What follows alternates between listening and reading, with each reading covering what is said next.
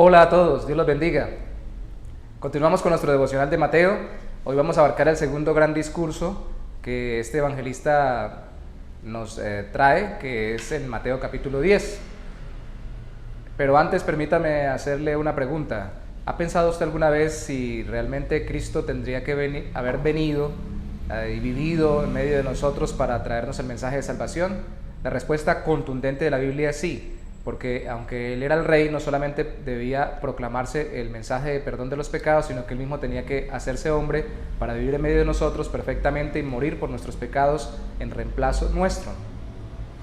También asimismo los mensajeros que Él enviara tenían que llevar, encarnando el mensaje del Evangelio, la proclamación del Evangelio del Reino.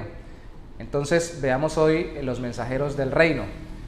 Pero antes, primeramente del capítulo 10, veamos al final del capítulo 9 que estos mensajeros del reino escogidos por Cristo y que se les da una serie de instrucciones en el capítulo 10 de parte del Señor, fueron orados. Lo primero, fueron orados. Mateo capítulo 9, versículo 36 dice que después de hacer una serie de milagros, el Señor Jesús, al ver las multitudes, tuvo compasión de ellas porque estaban desamparadas y dispersas como ovejas que no tienen pastor. Y en el capítulo 9, verso 37 dice: entonces dijo a sus discípulos: a la verdad la mies es mucha, mas los obreros pocos. Rogad pues al Señor de la mies que envíe obreros a su mies. ¿Qué quiere decir esto? Que el Señor hizo que los mismos que oraran terminaran siendo discípulos. Bueno, no todos. De entre de los que Él puso a orar, porque muchos lo seguían, de entre ellos escogió a sus 12 apóstoles. Y estos por los cuales se oró, de entre ellos Él llamó como discípulos. Lo primero que entendieron cuando Él les dijo que oraran era que tenían que obrar. Obreros es el primer término que se utiliza antes del capítulo 10, porque no solamente tendrían una posición, un llamado, sino que tendrían un oficio, una labor, así como Cristo tuvo que trabajar para el reino de los cielos, para la difusión de que el reino llegaba junto con Él, siendo el mismo el rey. Estos, siendo sus mensajeros, tendrían también que hacer una labor, no para ganarse el reino de los cielos, sino para la extensión del mismo. Y luego en el capítulo 10 ya no solamente se les llama obreros, sino que ya podemos decir que son llamados, porque entonces, llamando a sus 12 discípulos, capítulo 10, verso 1 del Evangelio de Mateo, les dio autoridad sobre los espíritus inmundos para que se los echasen fuera y para sanar toda enfermedad y toda dolencia. Y dice los nombres de los apóstoles, de los 12, dentro de ellos incluido Mateo, el autor de este Evangelio. A esos 12 envió, dice el versículo 5, y les dio instrucciones. Entonces no solamente fueron orados, también fueron llamados, y al ser llamados los llamó como sus discípulos. Y la palabra discípulos es uno que aprende continuamente, y la palabra llamados es llamado a sí mismo. Es decir, como dice Marcos, Él los llamó para que estuviesen con Él. Antes de salir a predicar tenían que estar con el Rey. Antes de predicar del reino de los cielos tenían que andar con el Rey y vivir en el reino de los cielos, por medio de la transformación de su corazón al ser discípulos de Cristo. Pero no solamente eran orados, llamados, sino también, de acuerdo al capítulo 10, instruidos. Y al decir que fueron instruidos se les dice que se envió. Y lógicamente el término que acabamos de leer también en el capítulo 10 es apóstoles. El término apóstol significa enviado. Algunas veces el apóstol también se traduce como mensajero en el griego, como los mensajeros de alguna iglesia que enviaban de uno a otro lugar.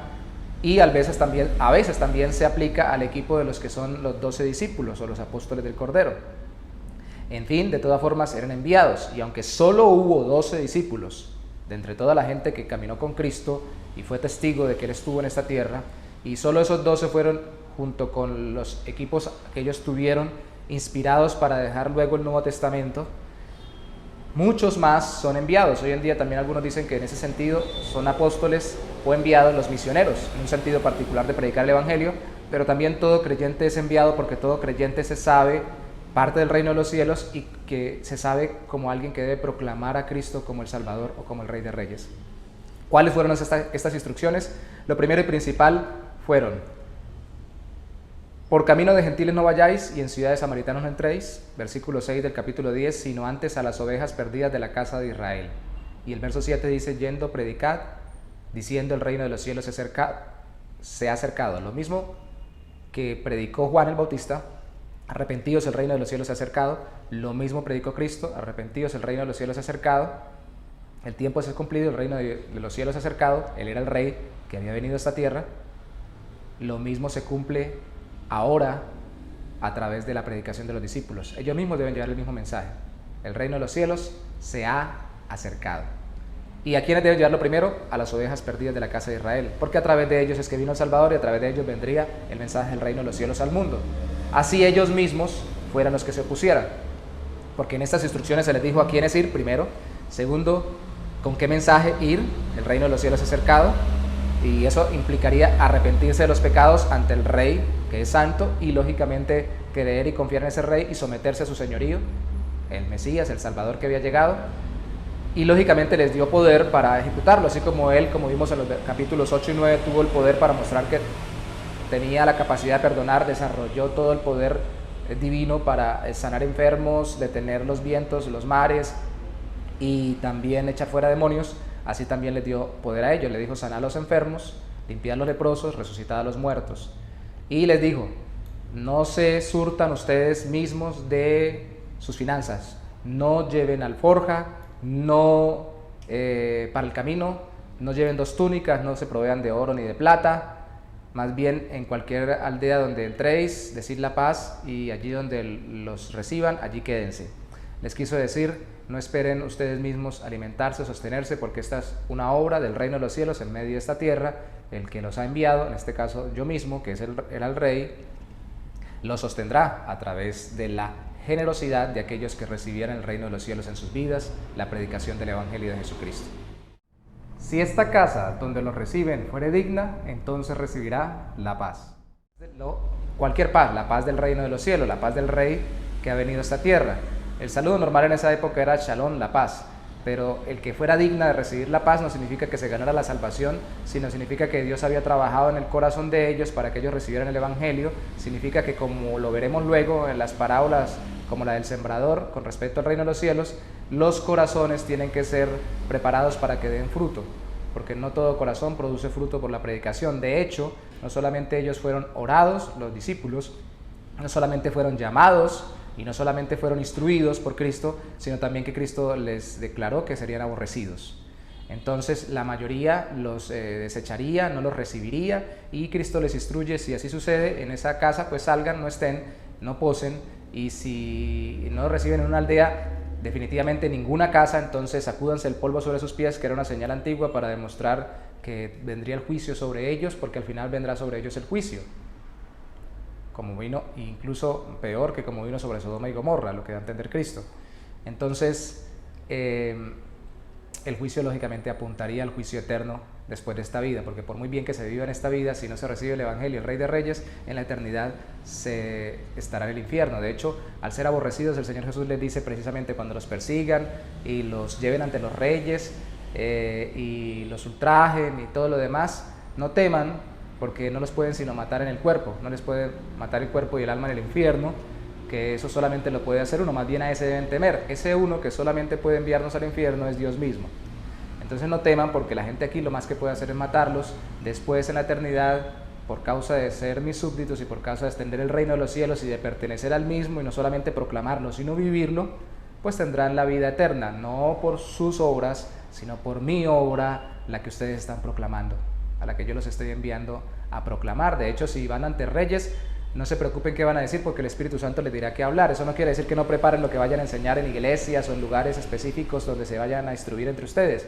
Lo que quiere decir Cristo ahí, eso es que cuando los tome por sorpresa, los agarren contra su voluntad, de hecho les dice que si pueden huir, huyan a otra ciudad, y los pongan frente a los reyes, precisamente no teman. El Espíritu les dará que decir. No teman, aunque sean aborrecidos, no teman. Lo que han oído en tinieblas, díganlo a la luz. Lo que yo les he dicho en secreto, publíquenlo ante todos los demás. Y al final les termina hablando con ánimo, los termina recompensando. Les dice, hablando de la recompensa que recibirán, les dice que aún un pajarillo que vale tan poco no cae a tierra si mi Padre Celestial no lo determina. Es decir, ustedes van a ser cuidados y guardados. Les hace el gran llamado, como hasta la misma familia se van a levantar, le van a decir, sí, les dice Cristo: si no van a ser capaces de amar más a mi reino que a sus papás, que a sus mamás, que a sus hijos, que a sus hijas, no toman su cruz y siguen en pos de mí, no son dignos de mí. Les está diciendo: el que ama padre y madre más que a mí no es digno de mí, el que ama hijo o hija más que a mí no es digno de mí, porque definitivamente iba a haber oposición. Es sencillo, la explicación es muy, muy sencilla. El reino de los cielos se introdujo en medio de esta tierra es un reino de tinieblas o de pecado, que todo el mundo quiere abandonar a Dios o de tener a Dios en la boca incluso por medio de la religión, pero no vivir conforme a su voluntad, y mucho menos someterse al Rey de la Gloria, así este venga a perdonarnos los pecados, porque queremos hacer nuestra propia voluntad.